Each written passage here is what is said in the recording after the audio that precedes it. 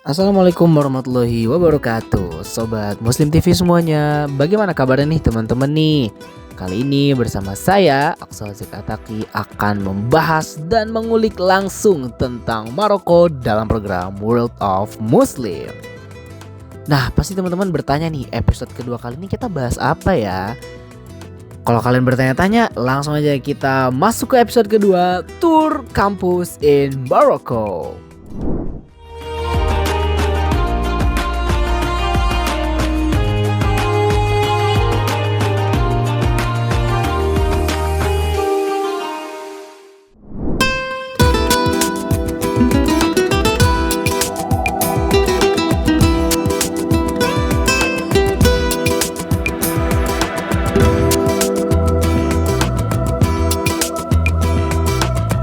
Assalamualaikum warahmatullahi wabarakatuh teman-teman. Hari ini kita akan menuju kampus Sidi Muhammad bin Abdullah Kota Fes. Dimana insya Allah pada kesempatan kali ini kita akan melihat seperti apa dan bagaimana kampus Sidi Muhammad bin Abdullah. Ya, di sini saya bersama Nazmi Muzaki. Di mana, Mi? Halo, Kemana kita sekarang? kita sekarang mau tasjil kampus. Tasjil kampus di Sidi Muhammad bin Abdullah. Ya, salah satu universitas yang sangat terkenal di Kota Fes ya. Dan Sidi Muhammad bin Abdullah sendiri merupakan seorang tokoh pahlawan revolusi di Maroko, yang kemudian nama tersebut diabadikan menjadi nama universitas di Kota Fes. Ini mana Kota Fes sendiri merupakan kota kedua terbesar di Maroko dan juga banyak sekali situs-situs bersejarah dan juga warisan dunia UNESCO yang kita ketahui sebagai Fes Madinah Qadimah. Nah, apa sih malah bahas-bahas kampus? Hey teman-teman, tujuanku ke Maroko itu kan untuk kuliah. Lah buat belajar gimana sih? Kita kan ke Maroko kalau buat jalan-jalan doang tuh nggak lengkap teman-teman. Masa sampai Maroko abis itu pulang lagi tanpa mendapatkan ilmu yang seharusnya kita dapatkan di sana, mengambil banyak pelajaran-pelajaran dan pengalaman-pengalaman yang begitu penting loh ketika kalian ada di Maroko. Waduh, memang apa bedanya kuliah di Maroko sama kuliah di Indonesia? Nah, teman-teman perlu tahu nih bahwa di Maroko itu kita memiliki sistem pendidikan yang jauh berbeda dengan yang di Indonesia. Kemudian juga sistem perkuliahan yang jauh berbeda dengan kampus-kampus yang ada di negara kita, teman-teman. Selain itu juga, mahasiswa Indonesia yang kuliah di Maroko pasti akan ditempatkan di jurusan-jurusan keagamaan nih teman-teman. Ada yang di Fakultas Syariah, ada yang di Fakultas Usuluddin, bahkan sampai ke Dirasat Islamiyah. Kalau jurusan Syariah kita akan mempelajari lebih banyak tentang fikih, kemudian usul fikih. Usuluddin kita akan lebih banyak mempelajari tentang akidah, kemudian tafsir dan juga hadis. Dan jurusan Dirasat Islamiyah tentunya akan mempelajari semua ranah keagamaan Islam dari mulai tafsir, hadis, usul fikih, fikih dan lain sebagainya dari pelajaran agama Islam.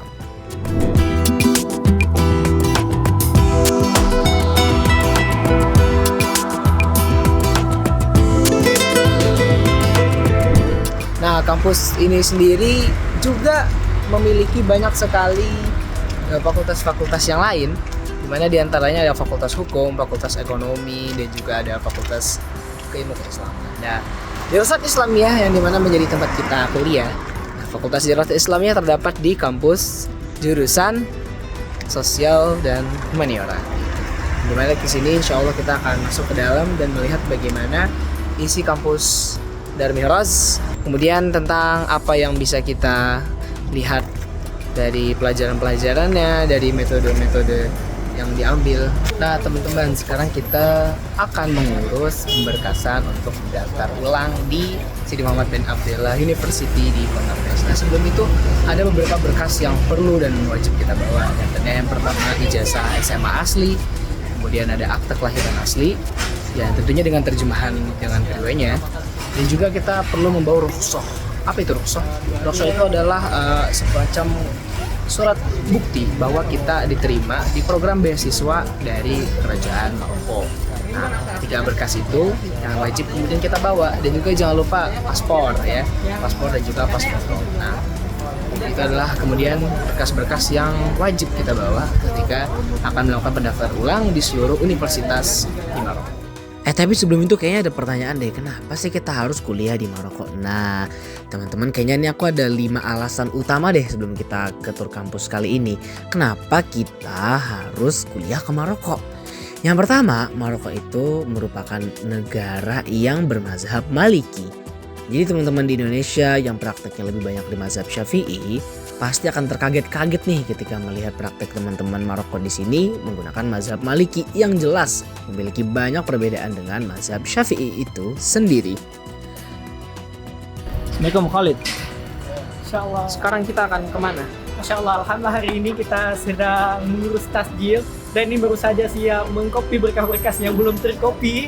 Insya Allah sekarang kita akan menuju kampusnya untuk mendaftar diri sendiri dan semuanya untuk masuk ke kampus. Siap. Kapan kira-kira kita mulai kuliah? Insya Allah kalau nggak ada halangan Senin kita udah masuk kuliah, jangan bolos-bolos. Ya semoga aja. Salam. Apa persiapan antum untuk kuliah nanti minggu depan? Minggu depan. Sejauh ini Ana masih mempersiapkan di bahasa. Jadi sekarang Ana akhir-akhir ini fokus membahas pelajaran-pelajaran tentang Maroko. Insyaallah ini akan jadi wasilah bagi kita memahami nas-nas atau kitab-kitab yang akan kita pelajari di pembelajaran kuliah nanti. Oke, terima kasih ya.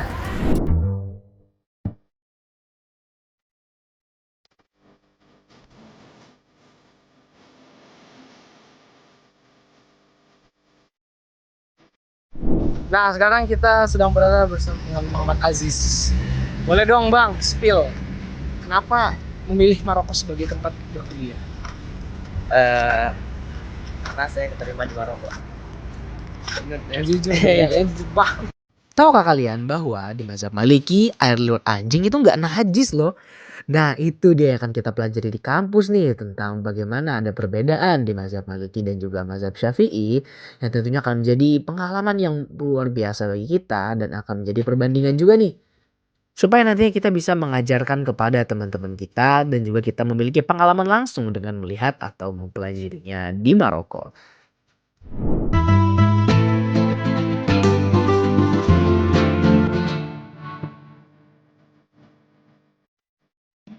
Assalamualaikum.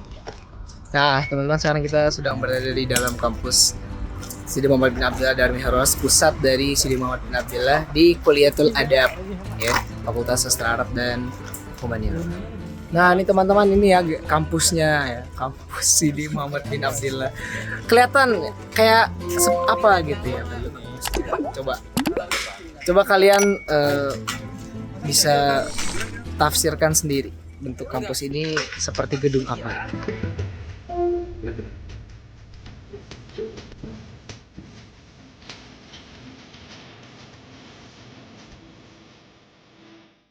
Yang kedua, S1 di Maroko itu hanya memakan waktu 3 tahun. Wow, teman-teman di Indonesia kan kuliahnya 4 tahun ya. Jadi kalau kalian kuliah di Maroko bisa lulus lebih cepat dari teman-teman kalian yang ada di Indonesia maupun negara-negara lainnya nih. Nah kok bisa gitu? Nah peraturan di Maroko S1 untuk kampus-kampus negeri itu hanya memakan 3 tahun saja. Dan itu sepertinya cukup sih ya untuk kita mempelajari banyak hal. Terutama di jurusan keagamaan yang kitanya pasti mendapat banyak sekali ilmu baru. Juga pengalaman-pengalaman baru, belajar dengan dosen dengan bahasa Arab langsung. Dan cepet gitu, kita hanya makan waktu 3 tahun untuk menyelesaikan semua itu. Kita sedang di Moroco. Apa sih Allah nih? Jadi ini adalah kampus Darmi Haros. Udah. Udah.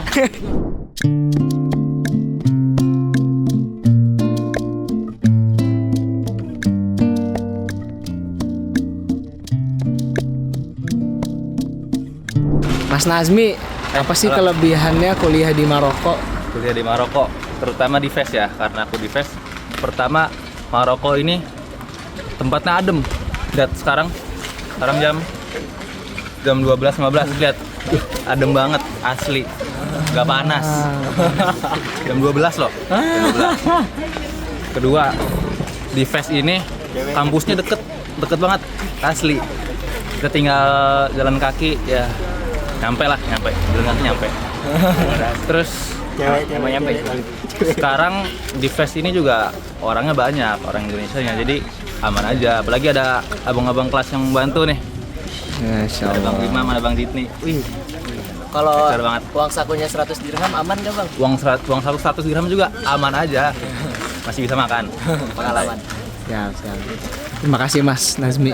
Nah, teman-teman memiliki peluang untuk lanjut S2 lebih mudah nih teman-teman kalau di Maroko. Bayangin aja di usia kalian yang ke-22 udah langsung lanjut S2 ya kan. Dimana teman-teman kalian yang lain, aduh mungkin masih struggle tuh untuk menyelesaikan 5 tahun kuliahnya. Yang ketiga, kuliah di Maroko itu gak ada skripsi untuk S1. Waduh, ini tadi kita udah dapat 2 keuntungan yang hebat, ditambah lagi sama gak ada skripsi di tahun S1. Gimana ini ceritanya loh? Nah, jadi beberapa kampus di Maroko itu tidak mengadakan skripsi untuk tahun terakhir perkuliahannya di S1. Akan tetapi ada penggantinya dalam membuat bahas atau membuat makalah dalam beberapa pelajaran yang telah ditentukan oleh dosen-dosen kita. Akan tetapi untuk skripsi di beberapa kampus teman-teman ya catat, gak semua kampus loh yang gak ada skripsinya. Nah itu insya Allah akan lebih memudahkan teman-teman sekalian dalam menjalankan S1. Biasanya kan mahasiswa S1 itu selain belajar mereka demen banget tuh organisasi, jalan-jalan, healing sama temen-temen selain waktu perkuliahan. Nah itu juga opsi yang menjadi sangat baik. Apalagi ketika S1 di Maroko ini bisa kalian jalankan dengan sangat nyaman dan sangat mudah. Kalian bisa join banyak organisasi seperti PPI Dunia, PPI Dunia Kawasan, bahkan sampai PPI Maroko itu sendiri. Di ranah jalan-jalan, jangan tanya lah itu. Kita bisa kemana-mana di Maroko ini loh dengan bentang alam yang begitu beragam dan sangat luas. Kalian bisa menjelajahi dari mulai pasir gurun sampai gunung-gunung salju. Wah, di mana lagi ada negara yang bisa menyatukan gurun pasir dengan gunung salju? Teman-teman ini keren banget Maroko ya.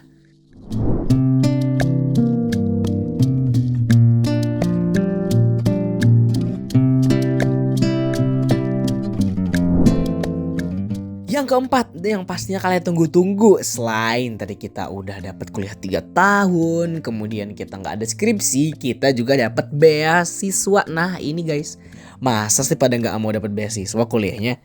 Kalau kalian lewat jalur Kemenak atau jalur PCINU ataupun jalur Muhammadiyah, kalian pasti akan mendapatkan beasiswa, baik itu diberikan oleh wakalah atau agensi internasional yang menaungi mahasiswa-mahasiswa internasional yang ada di Maroko, atau langsung dari kampusnya seperti Darul Hadis Al Hasaniyah dan juga Muhammad Sadis Lil Qiraat wa Dirasat Quraniyah.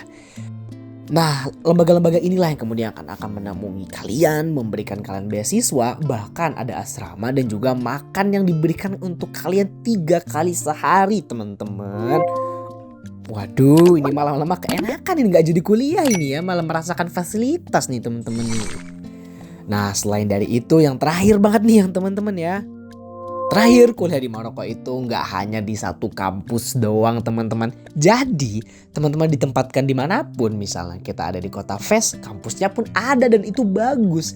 Kita diletakkan di kota Meknes, di kota Tetoan, bahkan sampai di kota Agadir sekalipun, semuanya memiliki kampusnya masing-masing dan juga sangat verified, memiliki ranking yang sangat bagus di negaranya sendiri, dan bahkan memiliki jurusan-jurusan peminat yang sangat dibutuhkan oleh mahasiswa Indonesia, terutama di Dirasat Islamiyah dan juga jurusan Syariah Islamiyah.